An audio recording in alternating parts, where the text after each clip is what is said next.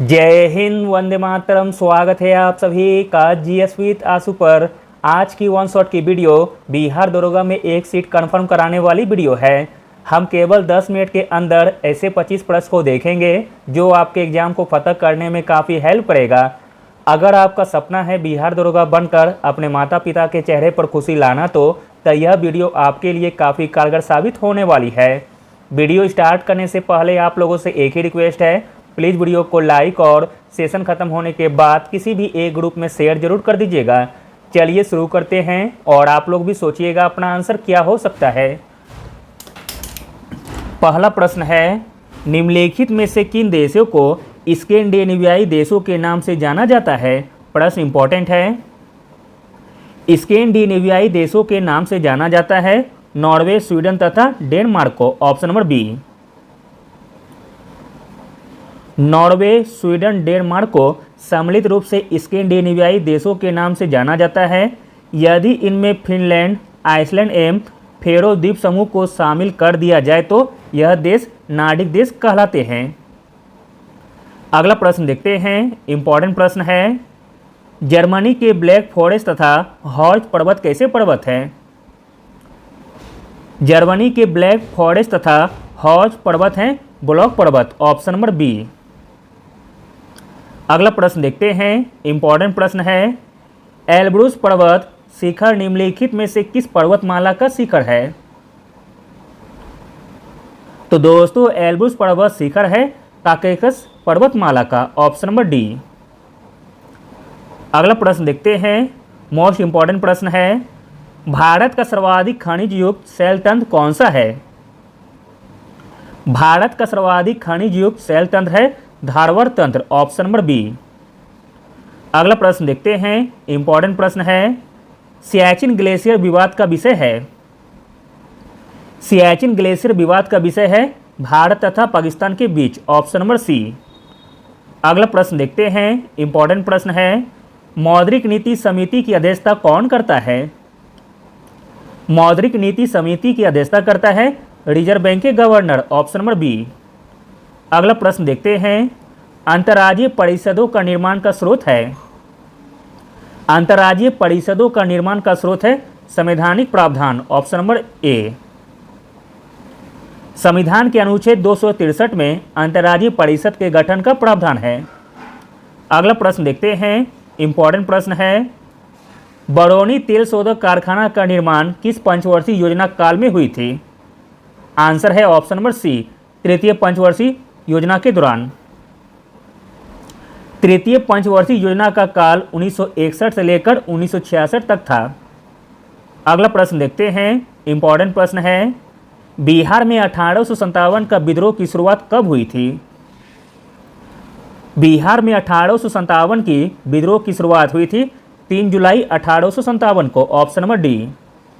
अगला प्रश्न देखते हैं, हनुमान नगर जलाशय किस नदी पर है। प्रश्न इंपॉर्टेंट है। हनुमान नगर जलाशय है कोसी नदी पर। Option number B. Bharat Nepal सीमा पर हनुमान नगर के निकट कोसी नदी पर 2 नहरें निकाली गई है। पहला है पूर्वी कोसी नहर और दूसरा है पश्चिमी कोसी नहर। अगला प्रश्न देखते हैं, इंपॉर्टेंट प्रश्न है। गिनी गुणांक के द्वारा किस आर्थिक पैरामीटर को मापा जाता है। तो दोस्तों गिनी गुणांक के द्वारा मापा जाता है आय असमानता को। Option number B.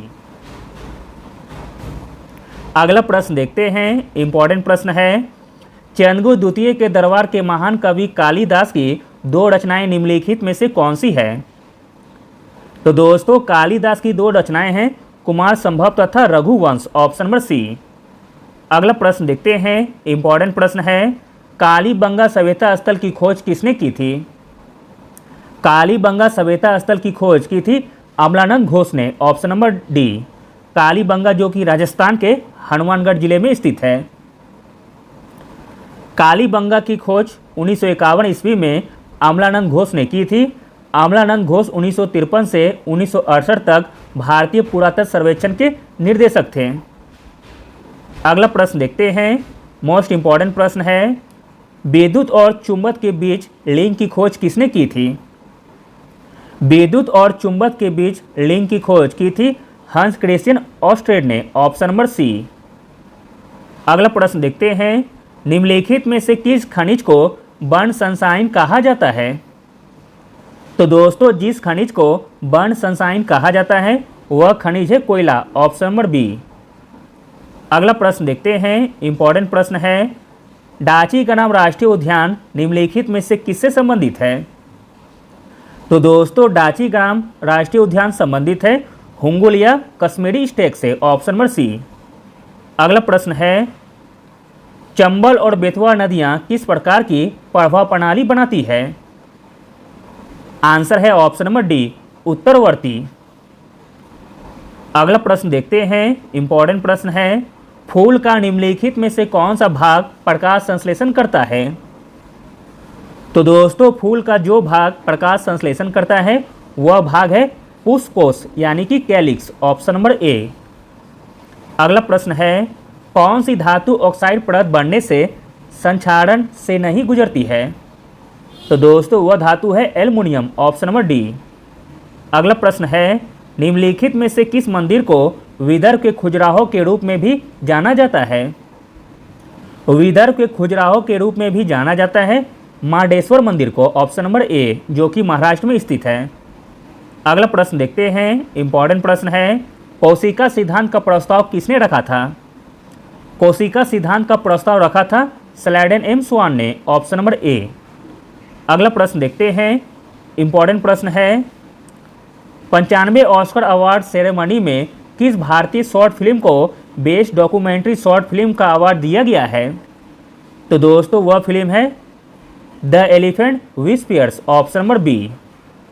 अगला प्रश्न देखते हैं, इंपॉर्टेंट प्रश्न है, हाल ही में भारत के किस राज्य ने राजमार्ग पर दुनिया का पहला 200 मीटर लंबा बैम्बू क्रेस बैरियर लगाया है? तो दोस्तों भारत का वह राज्य है महाराष्ट्र, ऑप्शन नंबर बी। अगला प्रश्न है, सतत विकास लक्ष्यों को मापने वाला भारत का पहला शहर कौन बना है? सतत विकास लक्ष्यों को मापने वाला भारत का पहला शहर बना है मध्य प्रदेश का भोपाल, ऑप्शन नंबर बी। अगला और अंतिम प्रश्न देखते हैं, इंपॉर्टेंट प्रश्न है, भारत और किस देश ने 50 स्टार्टअप एक्सचेंज प्रोग्राम लॉन्च किया है? तो दोस्तों इसका आंसर हो जाएगा ऑप्शन नंबर डी, बांग्लादेश ने। तो दोस्तों भारत और बांग्लादेश ने 50 स्टार्टअप एक्सचेंज प्रोग्राम लॉन्च किया है। Thank you.